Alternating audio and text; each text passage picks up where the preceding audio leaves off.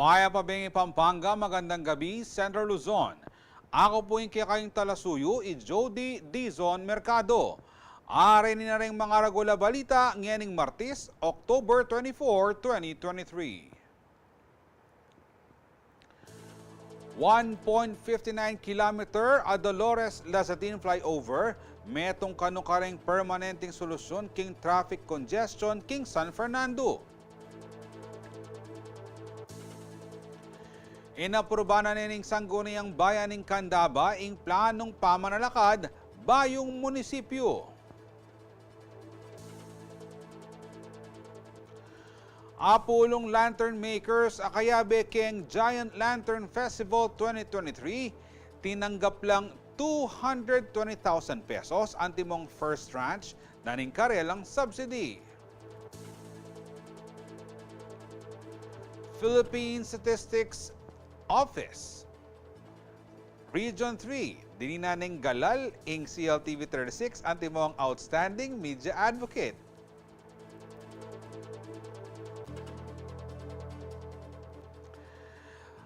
At travel memories on a plate, pagmaragul na ning Gypsy Baguio by Chef Waya.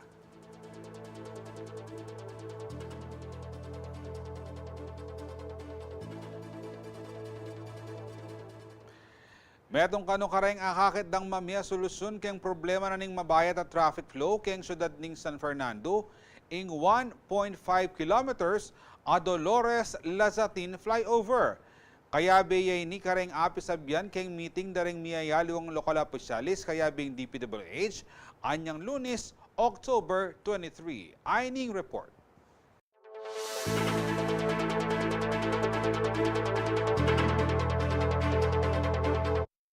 Miyayaliwang paralan na kano'y pisasabihan da rin lokal na opisyalis keti Pampanga bang medinan solusyon ing traffic congestion king syudad na ning San Fernando. Meg-meeting lari Pampanga Governor Dennis Pineda, 3rd District Representative Aurelio Dong Gonzales Jr., Mayor Vilma Caluwag, at deng opisyal na ning Department of Public Works and Highways anyang Lunes, October 23. Kaya bea kareng-karelang apisabihan ning pamanalakad 1.59 kilometers a Dolores Lazatin flyover king Jose Abad Santos Avenue. Basic and project brief ikwana ning CLTV 36 News king DPWH, atin yan 2 lanes mi at baing flyover ating 42 spans at 41 piers. May ka-auxiliary lanes yamu naman kanoy ni para kang service road ramps at dalakit yaking proposed north-south commuter railway project na ning Department of Transportation. Base pa ken DPWH Region 3, meron siyang 3.3 billion pesos ing alaganan ng proyekto at ongoing na yung detailed engineering design ng eni. Apin kanoy ning manalili kareng San Fernando eastbound at westbound flyover king Dolores intersection at king Lazatin flyover ang mga sira na agpang king DPWH. Anya naman makisabi ay Mayora Vilma Caluwag kareng tracker sa dadalan kareng matbud da still flyovers. Itang permanent solution talagang gawan da ng makabayang mga bayni talagang simento ne, kalimay tang kasi delikado na po, ne? Delikado na po niya, manawagan ko po kami trucks, ne? Talagang, na kayo po pwedeng dumanang ka rin kasi pota po ma-aksidente, uling, mabuyang-mabuyani na po ito. So, light vehicle mo po talaga pwedeng midalan ka rin. Bukod ken pa magplano kang italakad a flyover, petupad nemo rin ka ng flexible work schedule ken lokal na kapanibalan, ikaluwag bang mabawas ing traffic congestion. Kami, ako ikanako, may apat na kami buwal do pa magtugan yan, kaya bakit sa makabawas kami ng traffic. So, makanyan muna man kanyan kay governor, kay ba't mag-call lang meeting ka rin government agencies kaya para makapag-adjust lang. Kaya bemo naman king pag-aralan da kanungeni, impa mag-adjust kang oras na ning truck ban. Kaya Liana Kanilaw, ako po yung kaya kayong talasuyo, Arlen Salonga, ating pusong makabalen. Aprobado na king sangguniang bayan na ning Candaba ing resolusyong mamiyadalan king rehabilitasyon na ning munisipyo ning Balen. Italakad ding sa mapalapag abayong munisipyo kawamilatan na ning funding program na ning Department of Public Works and Highways. Oining report.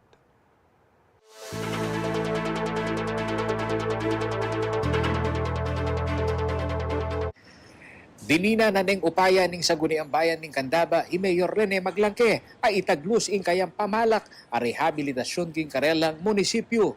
Meto nga resolusyon ing inaproban daring mayorya daring SB members anyang Lunes, October 23. Mamayang dala ni king pangatalakad na ning 9-story building ami ponduan kapamilatan na ning multi-year funding program na ning Department of Public Works and Highways o DPWH. Yung kasantingana ay kaya tingin papangga, yung kanda pa po, ay may utang, hindi pa utang yung munisipyo, hindi pagkalubde po yung reng senador.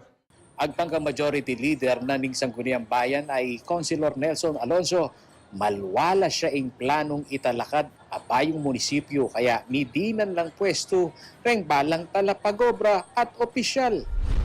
Kempung Port Lord, ining Vice Mayor's Office, yapin po yung legislative building ini.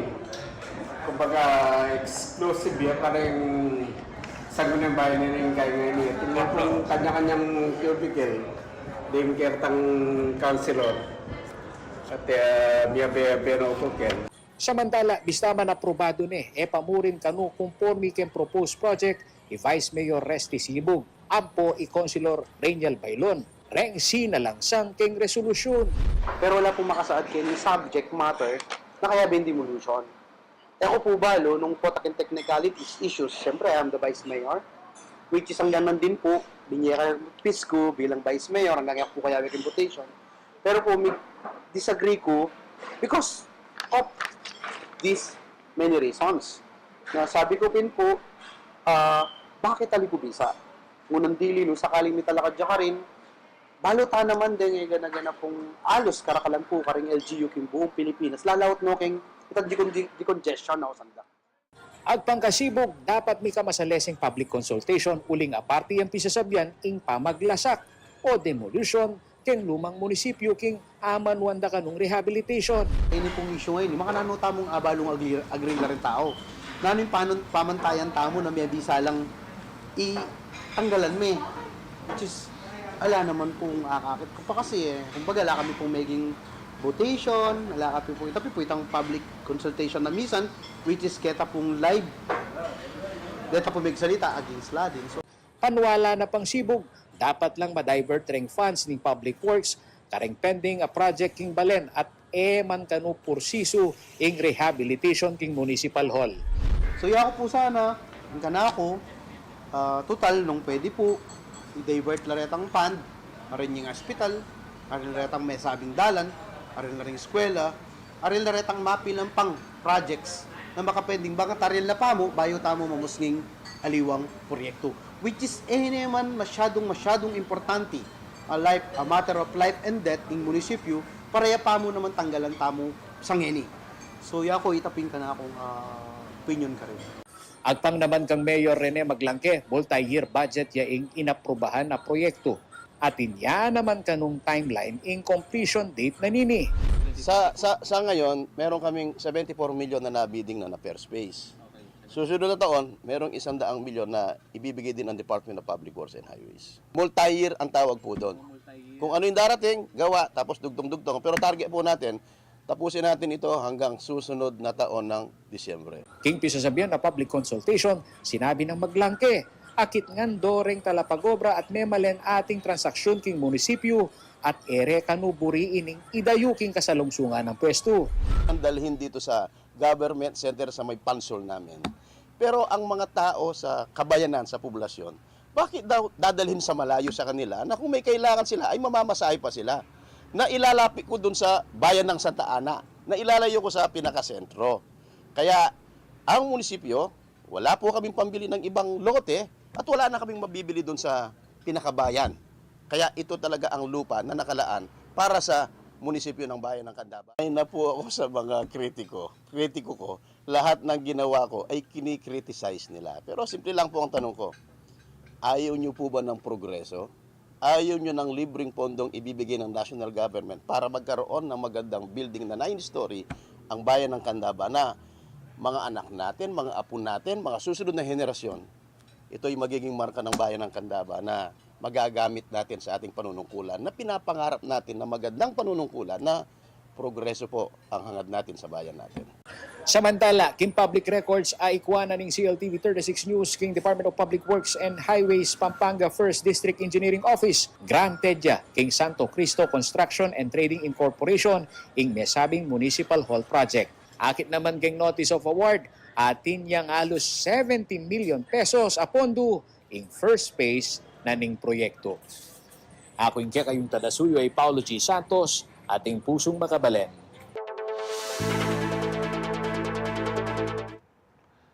Pigmaragol ng House Speaker Martin Romualdez, apulo kareng 17 priority bills a binanggit ng President Ferdinand Marcos Jr.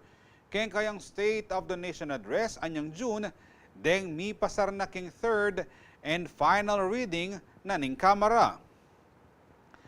Kaya ba karening House Bill 4102 aying Single-Use Plastic Bags Tax Act, ang poing House Bill 4122 o ing VAT on Digital Services ang may aproba anyang November 14, 2022. Aprobado niya naman ang House Bill number 6716 o ing Amendment of the Fisheries Code inyang February 6 nganing banwa. May pasarya rin king third and final reading inyang March 14 ng House Bill number 7006 o Automatic Income Classification Act for Local Government Units. May 8 naman anyang may aproban niya yung House Bill number 7393 o Anti-Financial Account Scamming Act, kabang May 29 naman ang Immigration Modernization Act o House Bill number 8203. Pasado na rin king third and final reading, House Bill 8937 o Fiscal Regime for the Mining Industry, House Bill 8969 a Military and Uniformed Personnel Pension System Act, anyang September 25. May aprobahan na rin anyang September 26 ang House Bill 4125 o Ease of Paying Taxes Act at Bayame adjourning session na ning Congress anyang September 27. Inaproban na rin ang Anti-Agri-Fishery Commodities and Tobacco Economic Sabotage Act of 2023 o House Bill number 9284. Agpangkang Romualdez, panikwanan da kano na mayari lang reng aliwa pang priority measures bayo mayari in 2023. We have been diligent in our parliamentary duties not only because it is expected of us, but also because we continue to be a faithful and dependable partner of the Executive Department in bringing about policies that enhance the well-being of our fellow Filipinos and strengthen the capacities of both the national and local government.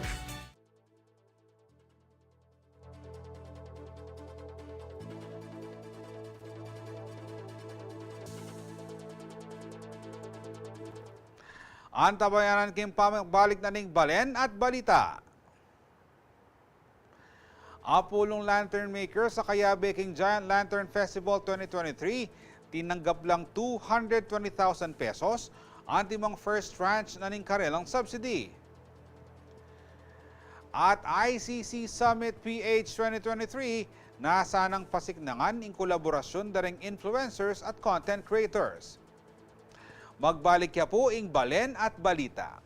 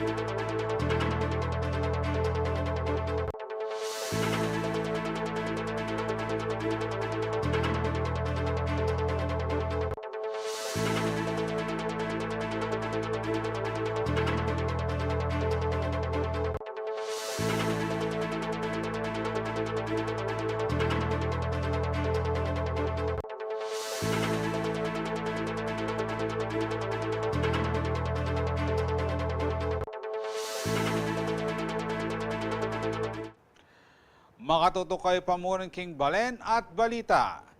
Mida kinalarang kareng lantern makers daring 10 participating barangays King Giant Lantern Festival 2023 ing first tranche aning karelang subsidy. Tinanggap lang 220,000 pesos ting mga awang parol daring Barangay Bulaon, Calulut, Del Pilar, Dolores, San Jose, San Juan, San Nicolas, Santa Lucia, Santo Niño at Telebastagan. Mera pating distribution king Tiburcio Hilario Conference Room, Heroes Hall, Ciudad San Fernando nganing Martes, October 24. At king 400,000 pesos in total subsidy, ami biya kareng lantern makers in cash ang po in kind. 350,000 pesos in manibad king local government unit, 20,000 pesos in ibad king Giant Lantern Festival Foundation Incorporated, at 30,000 pesos alagana ning bumbilya ing akwara iba't king kumpanyang Firefly. Agpangkaring lantern makers, asahan daring manalbe ing mas masanting nga presentasyon ngayon banwa, lakwas na at marakal pa magbayo kareng guidelines. Kaya binakarining pa maglawak ng limitasyon kareng gamitang light bulbs, malyari na mo namang gumamit LED lights, antimura ning execution ding aming yaliwang gimmicks. Marapat siyang Giant Lantern Festival mag-umpisang December 16 hanggang January 1, 2024. Midaon naman po King Robinson Star Mills, Pampanga, King December 16 ing ligligang parol mismo ing competition date at ayalben niya po ini-live King CLTV 36. At balo ko po ining gawan tanong activity niya ni importante pablasang insakyan, mga laing gasolina, naman dahil. So, itang kayaduanan miras ken GLF Execom yang tawling meeting dini namin pakibat ng GLF Execom at makanyan mo rin ng Giant Lantern Festival Foundation para kita increase na yung subsidy dalang lanterns participating barangays from 300,000 pesos to 400,000 pesos.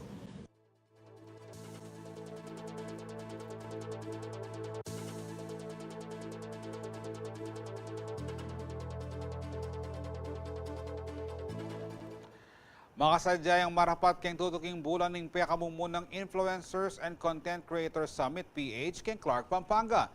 Nasa na kanunini apasignangan ng kolaborasyon daring content creators at karelang brand partners. Ayining report.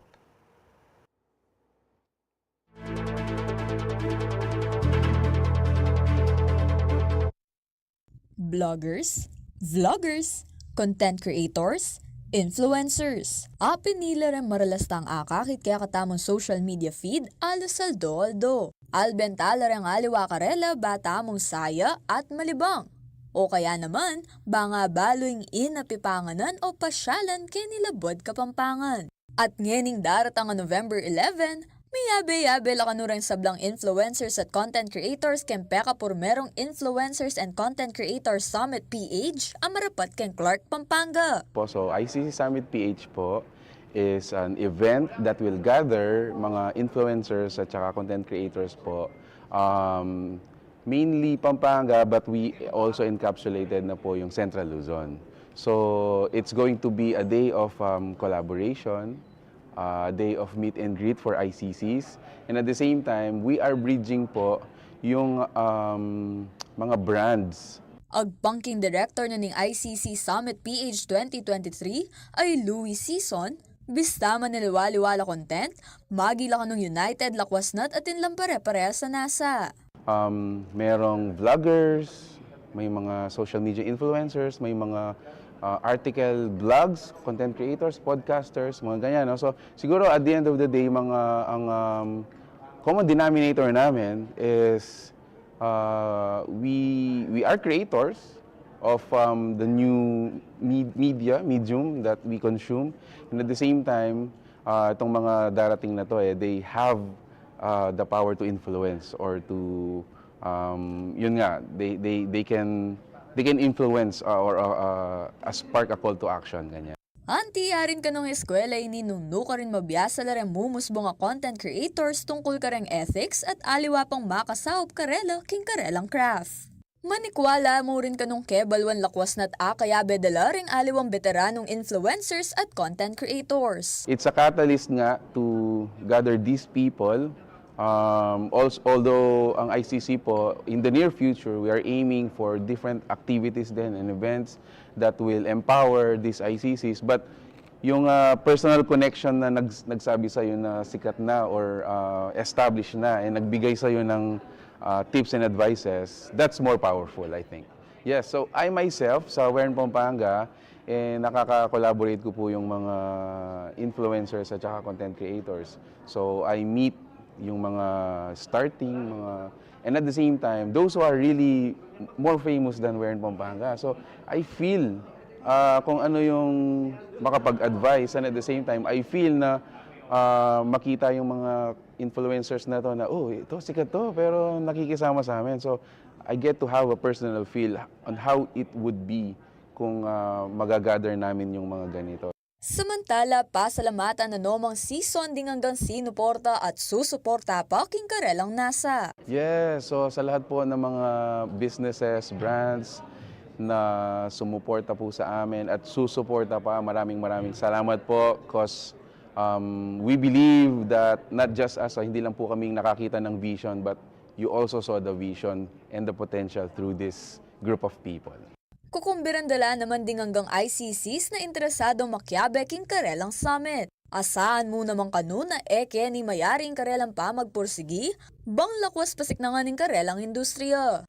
May mga surprises po kami. Ayan, so it has two parts. So yung opening po natin is gonna be at SM City Clark venue.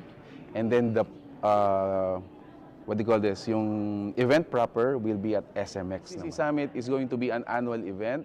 Pero meron po kaming mga sub-events po, like every 4 months, may mga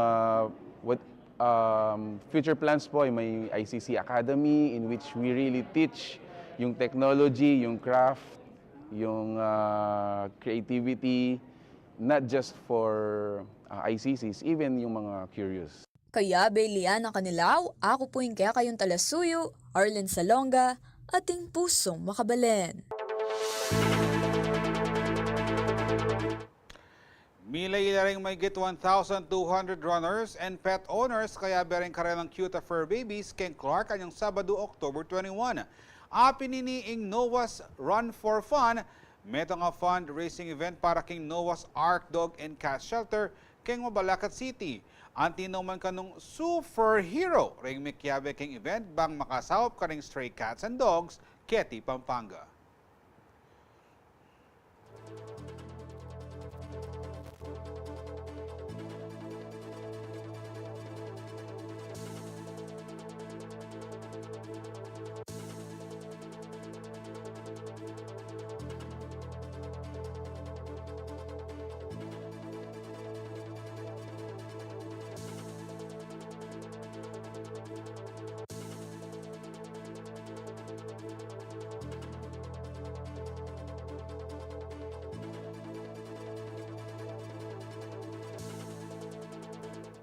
At nabayanan king pa magbalik na ring balen at balita. Panakitaning librong 50 Poems of Mary ng Mary Ann Biliwang, Miras King Women and Children Protection Center ng City of San Fernando, Pampanga. At Philippine Statistics Authority Region 3, dinaning galal ng CLTV 36 antimong Outstanding Media Advocate.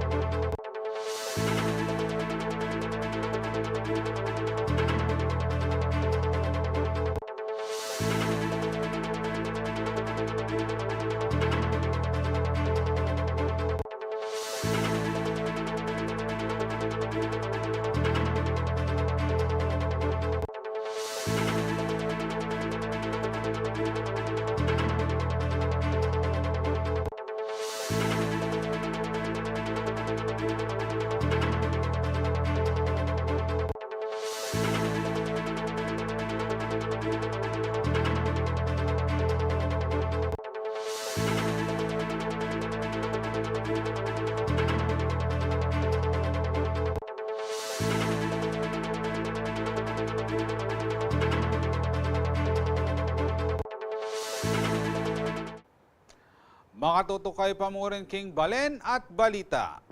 Midaon ning book launching na ning 50 Poems of Mary king mini convention center ning Heroes Hall king Ciudad San Fernando nya Lunes, October 23. Apinining compilation daring poesya na ning founder ning Fairy Ayuda at acting OYC ning CSWDO na ning City of San Fernando ay Mary Ann Biliwang. Nasa na kanang mamay inspirasyon ng libro karing makaranas pa manabuso lakwas na karing kayabaynan at persons with disabilities. Ingaliana Kalinaw, ing ating report.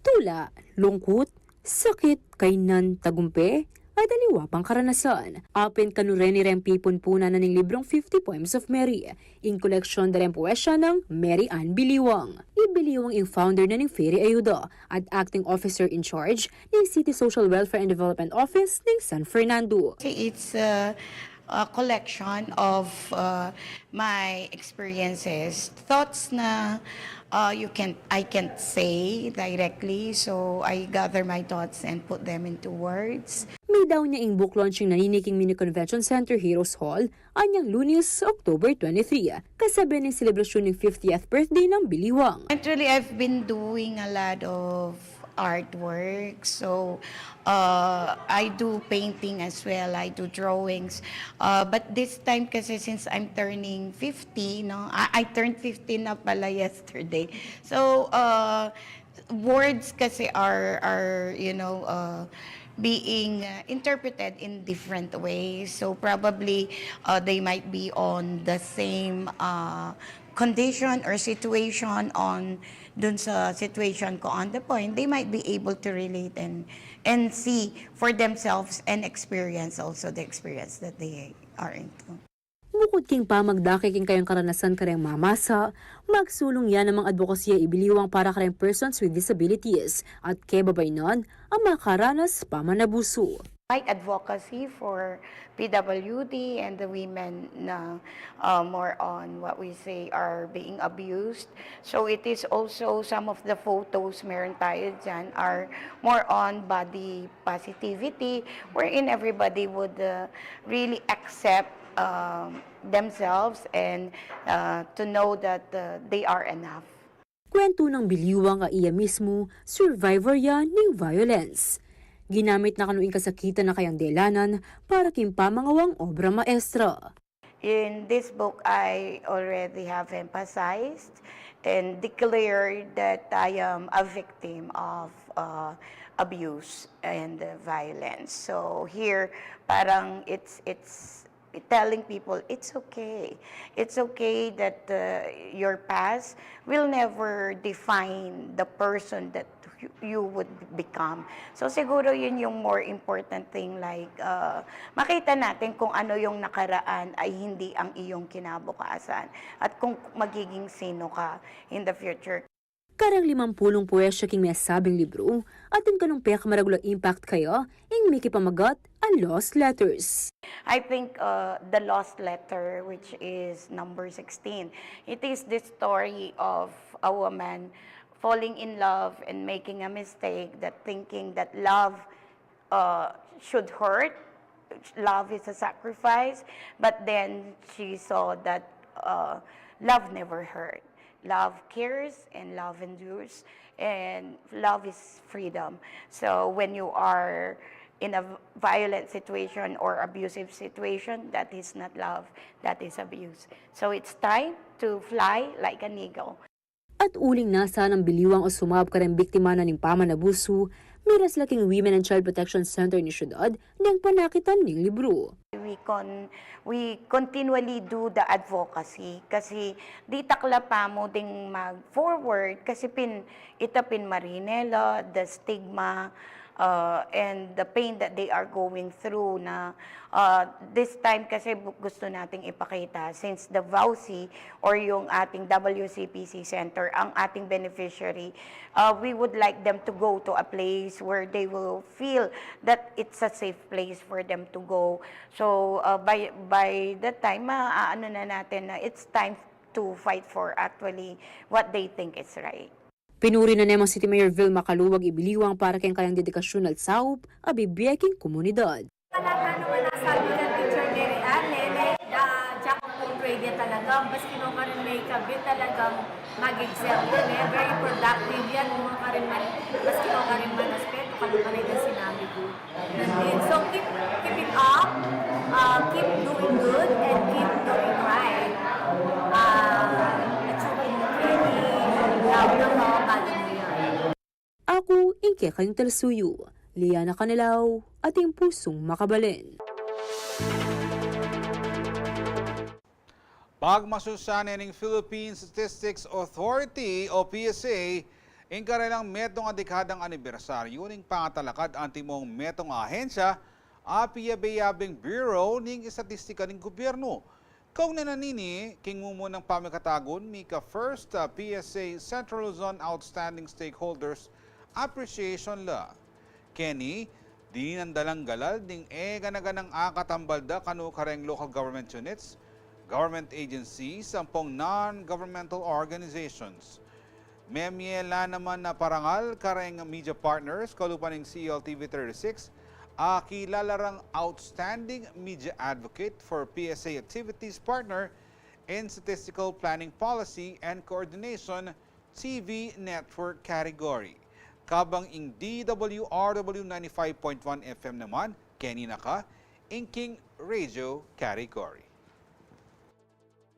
Kasi ing media po, platform niya kayong statistics. Kasi parang nung atin yung official statistics ing PSA, aliya mo rin po ma-appreciate kung aliya miras ka rin tao. Kaya importanteng part na po ni itang ma-disseminate ya through media channels. So, atin tamo pong for TV and radio. After 10 years, may award kami po kareng continuous partner po and constant na lagi po nga choking kareng dissemination para po may biyaya kareng tao itang official na statistics. Sige. Kasi ing media po, platform niya kayong statistics kasi parang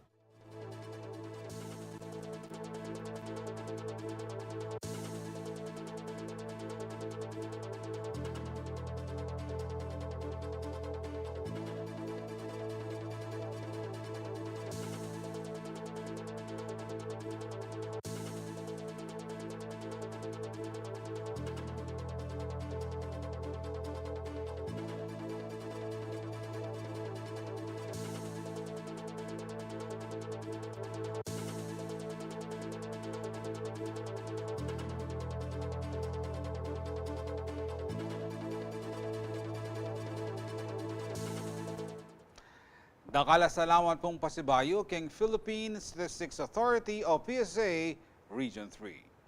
Antabayan ng king pamagbalik na ning balen at balita. Travel memories on a plate, pagmaragol na ning Gypsy Baguio by Chef Waya. At reigning mutsaning Kapampangan, representante ning Pampanga, King, the Miss Philippines 2023 pageant.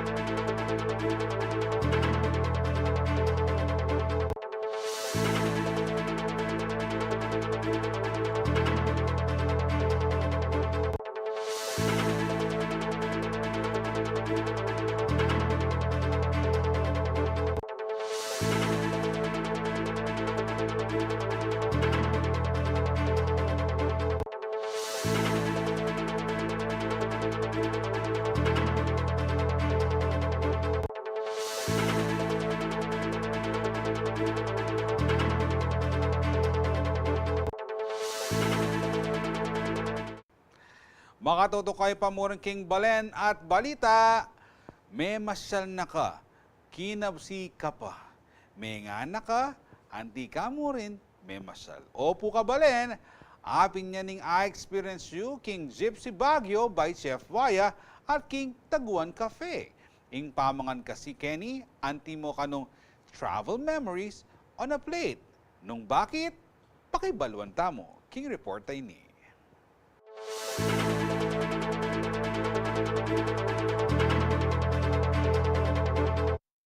Dakal kaya katamong Kapampangan ni mahilig mumunta king Baguio City patya long weekend ang pang holiday season. Pauli na ning pangagawa dareng expressways at ing availability dareng premium point-to-point buses, sagli namong miras kang summer capital of the Philippines. Bukod kang maramlang klima, metong muna man ka rin mumuna tamong paintonan kang Baguio ing fresh sa pamangan. Kabalen! Worry no more, uling ating kaming a-discover asiguradong aburyan yu. Apin nining Gypsy Baguio by Chef Waya Araos Wihangko, ang Poing Taguan Cafe at Chuking Quezon Hill Road 2, City of Pines.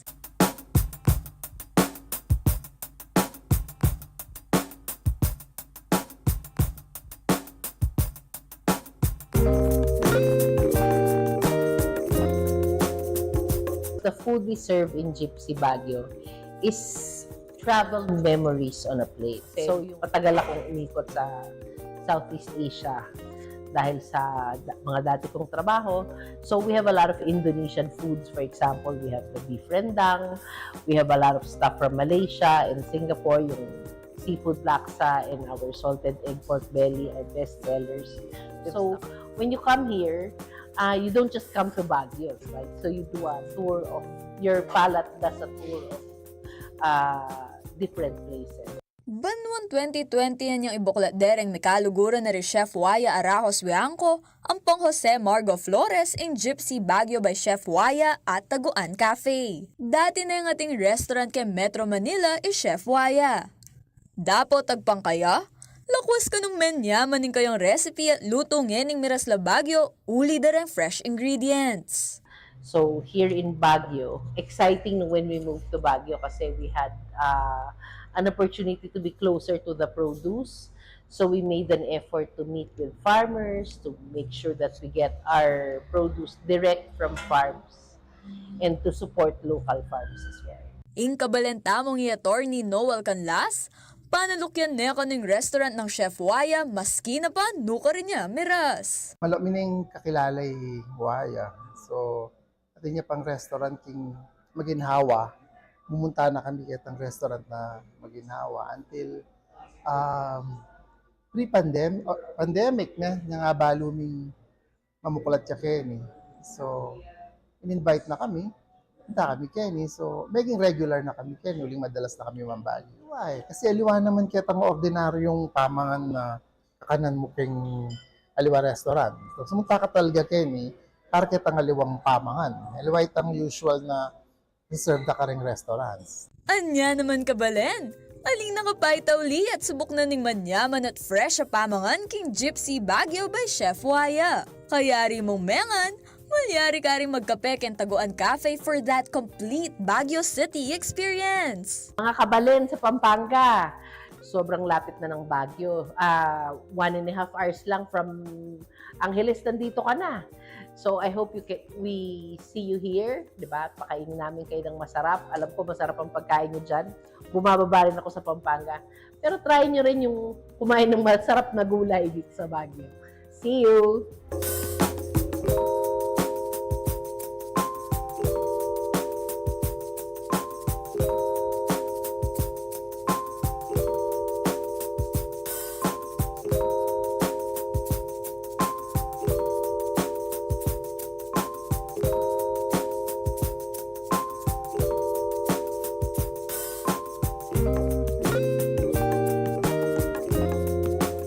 Kaya Bay JM De Jesus, ako po yung kaya kayong talasuyo, Arlen Salonga, ating pusong makabalen.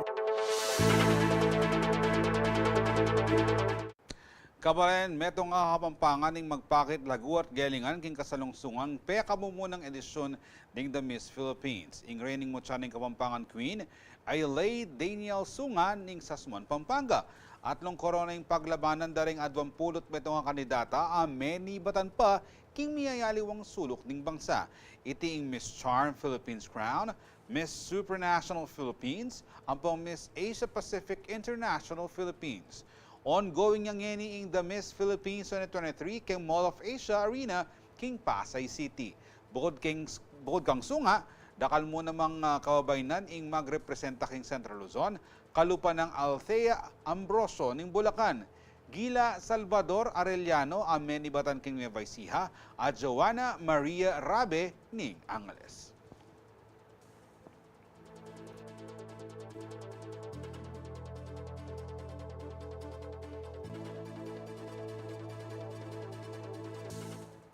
Pinaranding mga ragula balitang kinalap ng kiyakatamong news team. King lagyan ng mabilog CLTV 36 News and Current Affairs.